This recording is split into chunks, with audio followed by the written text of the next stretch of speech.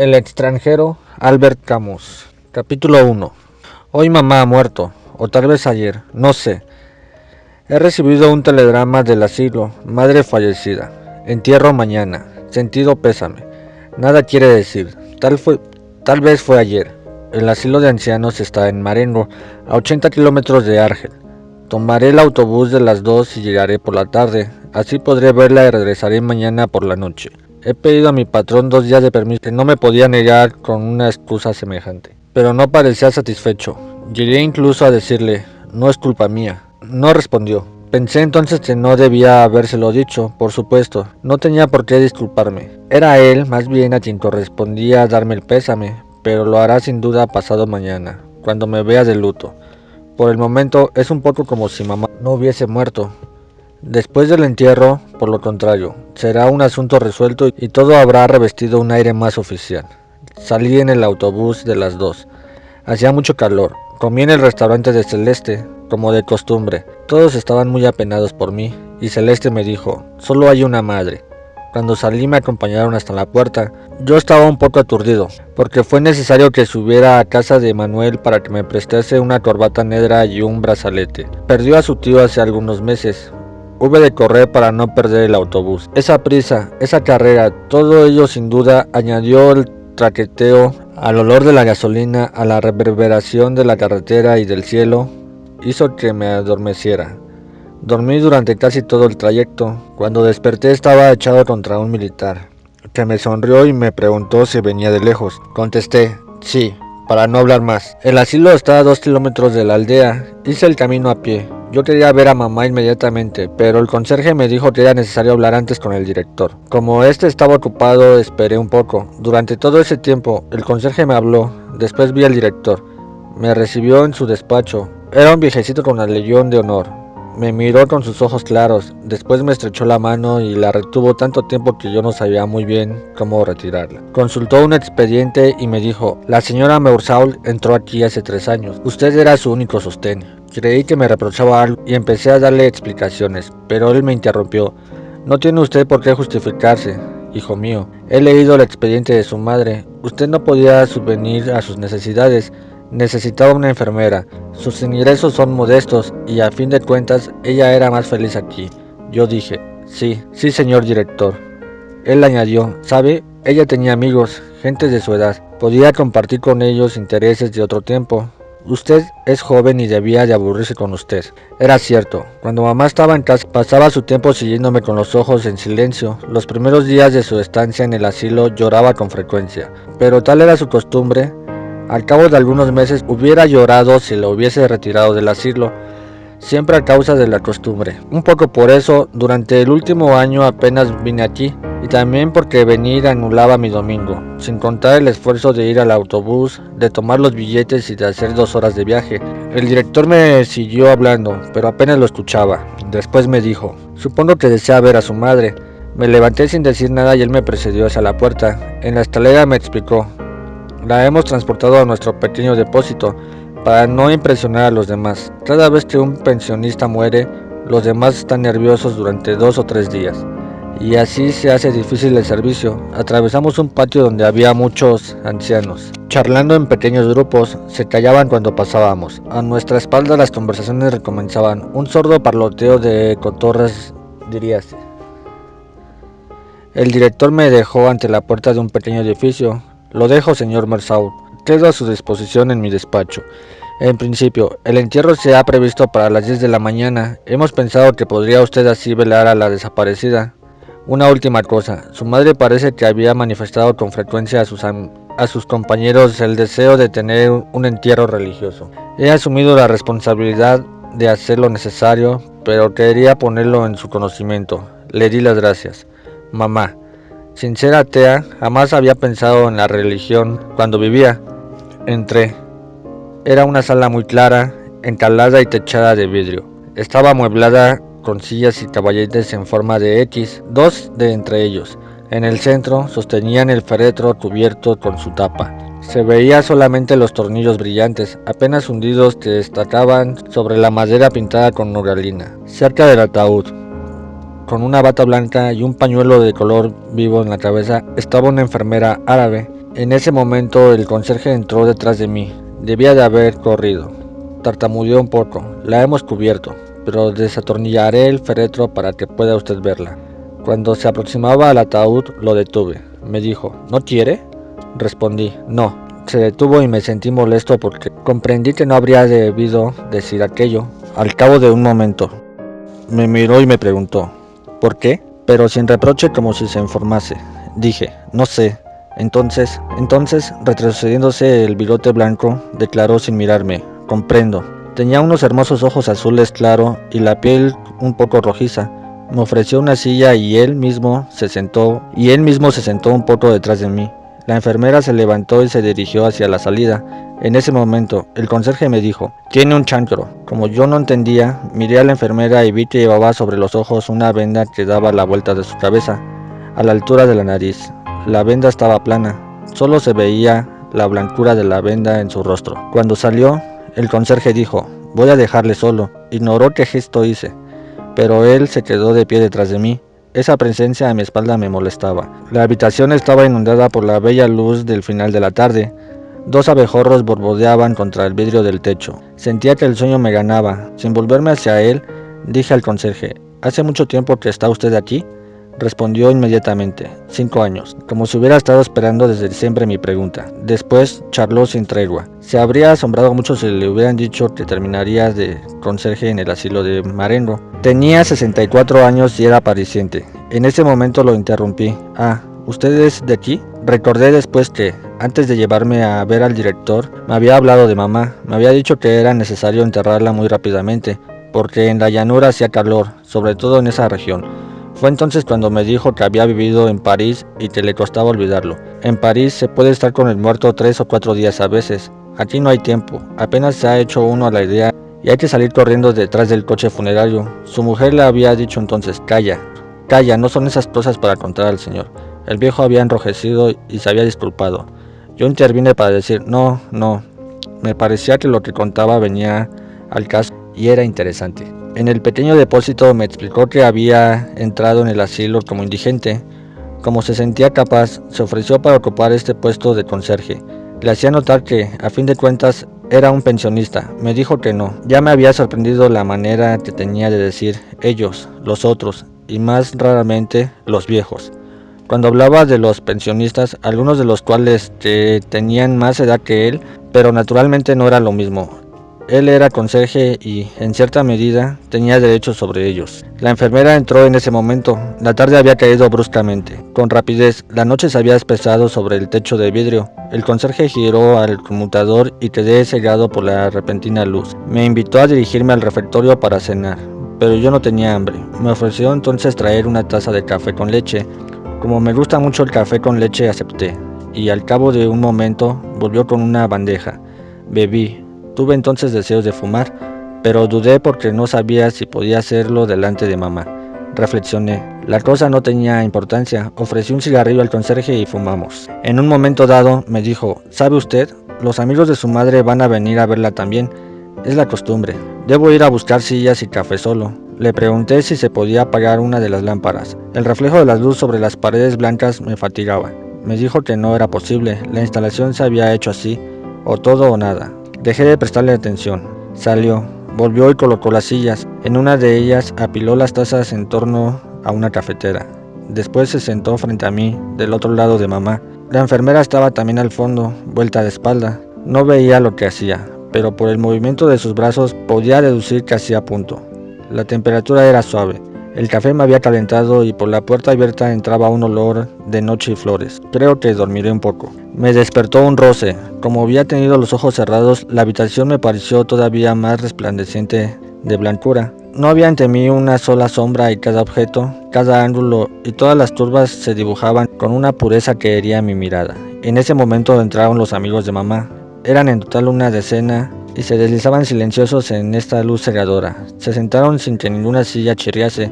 Los veía como nunca he visto a nadie, y ni un solo detalle de sus rostros y de sus trajes se me escapaba. Sin embargo, no los oía y apenas podía creer en su realidad. Casi todas las mujeres llevaban un delantal y un cordón que les ceñía la cintura, hacía que resaltase todavía más el vientre abombado. Yo no había advertido nunca hasta qué punto las ancianas podían tener vientre. Los hombres eran casi todos delgados y llevaban bastón. Me sorprendía en sus rostros no ver sus ojos, sino tan solo una luz sin brillo en medio de un nido de arrugas. Cuando se sentaron, la mayoría me miró e inclinó la cabeza con embarazo, con los labios subsumidos en la boca sin dientes, sin que pudiese yo saber si me saludaban o si se trataba de un tic. Creo bien que me saludaban. Percibí en ese momento que estaban todos sentados frente a mí, cabeceando, en torno al conserje. Por un momento tuve la impresión ridícula de que estaban allí para juzgarme. Poco después, una de las mujeres se echó a llorar. Estaba en la segunda fila, ocultada por una de sus compañeras, y la veía mal. Lloraba con pequeños gemidos regulares. Parecía que no iba a detenerse jamás. Los otros permanecían como si no la oyesen. Estaban abatidos, tristes y silenciosos. Miraban el féretro o su bastón o no importa qué, pero eso era lo único que miraban. La mujer seguía llorando. Yo estaba muy asombrado porque no la conocía. Hubiera querido no oírla. Sin embargo, no me atrevía a decírselo. El conserje se inclinó hacia ella, le habló, pero la mujer sacudió la cabeza, musitó algo y siguió llorando con la misma regularidad. El conserje vino entonces a mi lado. Al cabo de un rato bastante largo, me comunicó sin mirarme. Estaba muy unida a su madre. Dice que era aquí su única amiga y que ahora ya no tiene a nadie. Permanecimos así un prolongado momento. Los suspiros y gemidos de la mujer se iban haciendo más raros. Aspiraba fuertemente por la nariz, finalmente se cayó. Yo ya no tenía sueño, pero estaba fatigado y me dolían los riñones. Era ahora el silencio de todas esas gentes lo que me resultaba penoso. De vez en cuando solamente oía un ruido singular y no podía comprender de qué se trataba. A la larga, terminé por adivinar que algunos de los ancianos chupaban el interior de sus mejillas y dejaban escapar extraños chasquidos. No se daban cuenta, absorbidos como estaban por sus propios pensamientos. Tuve incluso la impresión de que está muerta, tendida en medio de ellos. Nada significaba a sus ojos. Creo ahora, sin embargo, que era una impresión falsa. Todos tomamos café, servido por el conserje. Después ya no sé. Pasó la noche. Recuerdo que en un momento abrí los ojos y vi que los ancianos dormían encogidos sobre sí mismos, con la excepción de uno solo que, con la barbilla en el dorso de sus manos aferradas al bastón, me miraba fijamente como si solo esperase mi despertar. Volví a dormirme. Desperté porque me dolía cada vez más los riñones. Resbalaba el día en la cristalera. Poco después, uno de los ancianos despertó y tosió mucho. Escupía en un gran pañuelo de cuadros y cada uno de sus esputos era como un desgarrón. Despertó a los otros y el conserje dijo que tenía que salir. Se levantaron. El incómodo velatorio les había dejado los rostros cenicientos. Al salir, para mi gran asombro, todos me tendieron la mano, como si esa noche en la que no habíamos cambiado una sola palabra hubiese aumentado nuestra intimidad. Estaba cansado. El conserje me llevó a su habitación y pude arreglarme un poco. Volví a tomar café con leche, que era muy bueno. Al salir era ya pleno día. Por encima de las colinas que separaban Marengo del mar se extendía un cielo enrojecido. El viento que pasaba sobre las colinas traía hasta aquí un olor de sal. Se anunciaba un hermoso día. Hacía tiempo que no había ido al campo y pensaba cuando me habría gustado pasarme de no haber sido por mamá. Esperé en el patio, bajo un plátano, respiraba el olor de la tierra fresca y había dejado de tener sueño. Pensé en los compañeros de la oficina. A esta hora se están levantando para ir al trabajo. Para mí era siempre la hora más difícil. Todavía seguí pensando un poco en estas cosas, pero me distrajo una campana que sonaba en el interior de los edificios. Hubo indistintos ruidos detrás de las ventanas y después todo se calmó. El sol había subido un poco más en el cielo. Empezaba a calentar mis pies. El conserje atravesó el patio y me dijo que el director quería verme. Fui a su despacho, me hizo firmar bastantes papeles. Advertí que iba vestido de negro con un pantalón a rayas. Con el teléfono en la mano me dijo: los empleados de pompas fúnebres ya esperan hace un momento. Voy a pedirles que vengan para cerrar el féretro. ¿Quieres antes ver usted a su madre por última vez? Dije que no. Ordenó por teléfono bajando la voz: Fillac, diga a los hombres que pueden ir. Me dijo luego que asistiría al entierro y se lo agradecí. Se sentó detrás de su mesa y cruzó sus pequeñas piernas. Me advirtió que estaríamos él y yo solos con la enfermera de servicio. En principio, los pensionistas no debían asistir a los entierros, solamente se les permite el velatorio. Es una cuestión de humanidad, añadió el director, pero en esta ocasión, había autorizado a seguir la comitiva a un viejo amigo de mamá, Tomás Pérez. El director sonrió, me dijo: usted comprenderá, es un sentimiento un poco pueril, pero él y su madre no se separaban. En el asilo bromeaban con ellos y decían a Pérez: es su prometida, y él reía. Esa broma les gustaba, y la verdad es que la muerte de la señora Mersault ha afectado mucho. Pensé que no debía negarle la autorización, pero por consejo del médico visitante le prohibí verla ayer. Permanecimos silenciosos largo rato. El director se levantó y miró por la ventana de su despacho. En un momento observó: ya está el cura de Marengo, llega antes de la hora. Me advirtió que necesitaríamos por lo menos 3/4 de hora de marcha para llegar a la iglesia que está en el pueblo mismo. Descendimos. Delante del edificio estaba el cura y 2 monaguillos. Uno de ellos tenía un incensario y el sacerdote se inclinaba hacia él para regular la longitud de la cadena de plata. Cuando llegamos, el cura se incorporó, me llamó: hijo mío, y me dijo unas pocas palabras. Entró, le seguí. Vi inmediatamente que los tornillos del ferretro estaban completamente enroscados y que había 4 hombres negros en la sala. Oí al propio tiempo cómo el director me decía que el coche esperaba en la carretera y cómo el sacerdote empezaba sus oraciones. A partir de ese momento todo sucedió con extremada rapidez. Los hombres se adelantaron hacia el ataúd con un lienzo. El sacerdote, sus acompañantes, el director y yo mismo salimos. Delante de la puerta había una señora que yo no conocía. El señor Mersault, dijo el director. No oí el nombre de la señora y comprendí tan solo que era la enfermera delegada. Inclinó sin una sonrisa su rostro huesudo y largo. Nos pusimos en fila para dejar pasar el cuerpo. Seguimos a los que nos llevaban y salimos del asilo. El coche estaba delante de la puerta, reluciente, oblongo y brillante. Recordaba a un portalápices. Al lado estaba el director del sepelio, bajito, con un traje ridículo y un anciano de aspecto turbado. Comprendí que era el señor Pérez. Llevaba un fieltro blando de copa redonda y a la ancha. Se destocó cuando el ataúd pasó delante de la puerta. Un traje cuyo pantalón caía enroscado sobre los zapatos y un lazo de tela negra demasiado pequeño para el gran cuello blanco de su camisa. Sus labios temblaban bajo una nariz mechada de puntos negros.